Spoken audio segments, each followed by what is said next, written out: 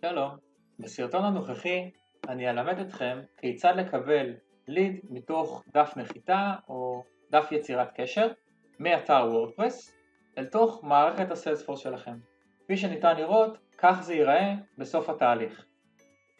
אז הדבר הראשון שנעשה, נחזור למערכת הסיילספורס שלנו.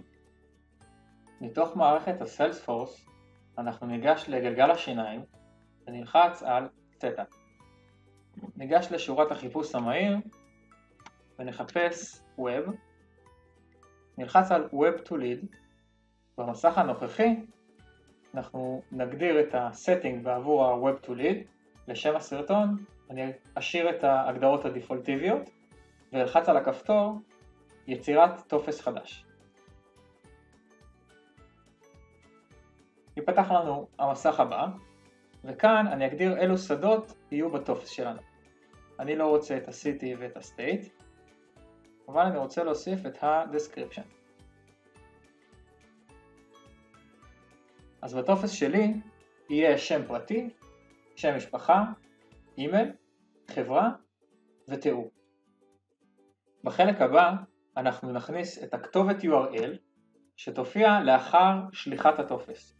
כלומר, ניתן לשלוח את הליד לדף תודה או לדף דמו שמציג את המוצר שלנו, אבל כרגע אני אכניס את המשתמש שלי בלינקדין, וישנה גם אפשרות להשתמש ברקפצ'ה, אבל לשם הסרטון אני לא אשתמש בזה, ואשאיר את השפה דפולטיבית לאנגלית. אלחץ על Generate, ואקבל את קוד ה-HTML שאותו אני צריך להטמיע באתר הוורדפרס שלי. אני אסמן הכל ואעתיק.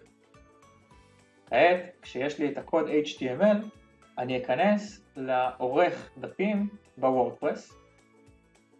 לאחר שנכנסתי לאתר וורדפרס שלי, לתוך העמוד הרצוי, אני נמצא כעת בעורך הדפים, ואני אלחץ על עריכה באמצעות אלמנטור.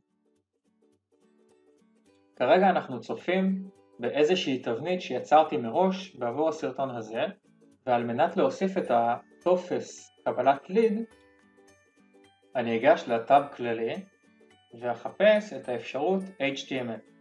אני אגרור אותה למקום הרצוי ואדביק את קוד ה-HTML שקיבלנו במערכת הסיילספורס.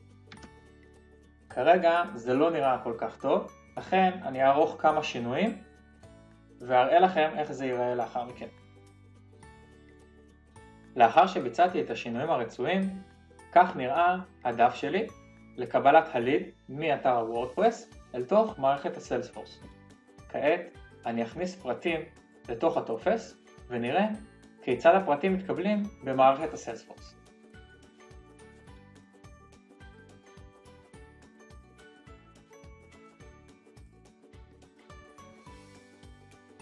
אחרי שלחצתי על כפתור הסאבמיט, אני מגיע לדף הפרופיל שלי בלינקדין. כפי שהגדרתי, זוהי הכתובת שהטופס ישלח את הליד לאחר שליחת הטופס.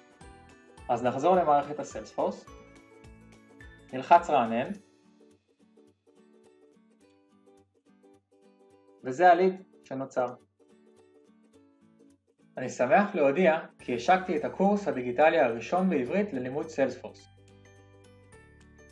הקורס יסודות הסיילספורס נוצר בעבור כל מי שמחפש דרך מקצועית וממוקדת ללימוד הבסיס של המערכת בשפה העברית ובאופן מקוון. הקורס תוכנן כתהליך למידה הסוקר את המערכת החל משלב הכרת המערכת ועד ליישום מלא של תיאור המקרה המוצג בקורס.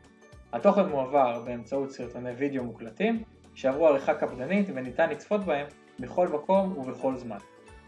בקורס קיים דגש על הפן הטכני, המעשי, וגם תיאורטי אסטרטגי לבניית המערכת והתאמה לדרישות הקיימות.